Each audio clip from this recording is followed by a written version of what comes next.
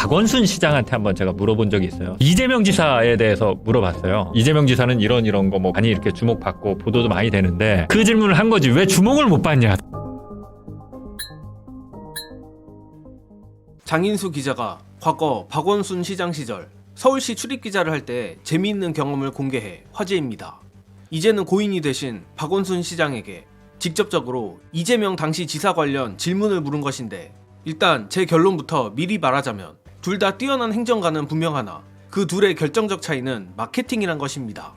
관련해서 장인수 기자가 이제서야 밝힌 이재명과 박원순의 차이점 보시고 오겠습니다. 제가 또 하나 좀 기억에 남는 거는 이거는 이제 이재명 지사가 아닌 박원순 시장한테 한번 제가 물어본 적이 있어요. 이재명 지사에 대해서 물어봤어요. 이재명 지사는 이런 거 뭐 계곡철거 이런 거 많이 해갖고 많이 이렇게 주목받고 보도도 많이 되는데 박원순 시장의 행정 능력도 이재명 지사 못지 않아요. 근데 이제 그 질문을 한 거지 왜 주목을 못 받냐. 당신 일 잘하는데 그 질문을 한 건데, 그러면서 제가 물어봤던 게 서울시장이 되고 나서 내가 가장 잘했다라고 생각하는 게 뭐가 있냐라고 했더니 보도블록 이 단차를 자기가 시장 되고 나서 많이 맞췄다는 거예요. 그래서 어디 가도 편안한 느낌이 되게 이거를 말씀하시는데, 보행이 안전한 도시. 저는 근데 그거를 인정하면서 순간 기자로서는, 특히 방송 기자로서는 숨이 턱 먹히는 느낌. 이걸 어떻게 보여줄 거야? 이재명 지사는 계곡에 가서 뜯잖아요. 그 단차를 얘기하는데, 그러니까 진짜 박원순 시장도 섬세하고 눈에 보이지 않는 거에 있어서 하나하나 진짜 좋은 거 많이 했어요. 이재명 지사랑 좀 스타일에 있어서는 차이가 확연히 있죠. 차이가 나죠. 그러니까 예를 들면 이재명 대표는 좀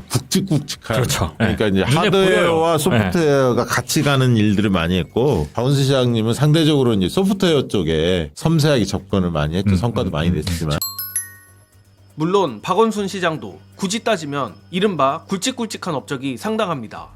특히 이제는 서울 그 자체가 돼버린 공공자전거 따릉이만 해도 박원순 시장의 업적입니다.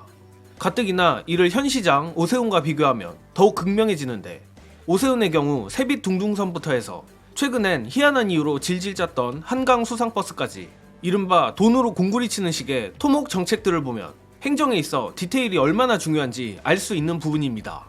다만 그럼에도 불구하고 영상에도 나왔듯 정책이 외부에 어떻게 보여질지, 그리고 어떻게 각인이 될지 역시 매우 중요한 것인데, 이재명 성남시장, 경기도지사는 그 부분이 굉장히 탁월했다는 것입니다.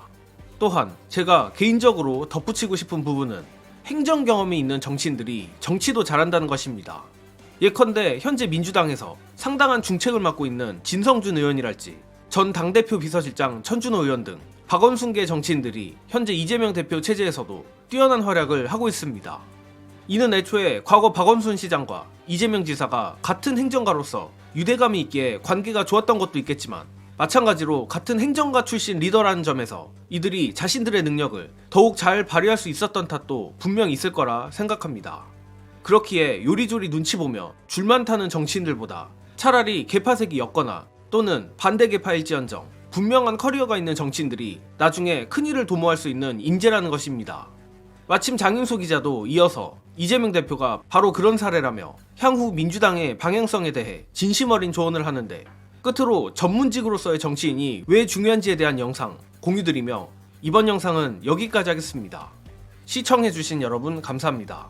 기존 문법, 그러니까 정치인이면은 이렇게 돼서 배지 한두 번 달고, 그렇죠. 뭐 당대표, 뭐 최고위원 나가고, 이런 기존의 문법에 얽매이지 않고 변방해서 나는 내가 할 수 있는 것들을 해서 그걸로 성과를 만들어내서 중앙으로 온 케이스잖아요. 저는 기본적인 정치 문법이 그 방식으로 다시 쓰여져야 된다라고 봐요. 이게 선진국 방식이거든요. 지역에서 성과를 내서 중앙으로 진출하는. 맞습니다. 그렇죠. 근데 한국은 모든 것이 처음부터 중앙에서 시작해서 중앙에서 이제 패거리 이렇게 만들어서, 우리는 국회의원급이라는 게 있잖아요. 그러니까요. 시도의원 했다는 네. 국회의원 도전하기 너무 힘든 거야. 맞아요. 아무리 잘해도. 시의원으로 출발하면 그렇게 끝나는 거야. 그 인식이 그렇게 돼 있어. 그리고 인재영입 하면 그런 사람들은 마치 무조건 총선에 도전할 수 있는 기회를 많이 주니까 그것도 사실 문제예요. 기존 정치인들이 빨리 깨우쳐야죠. 시민이 원하면.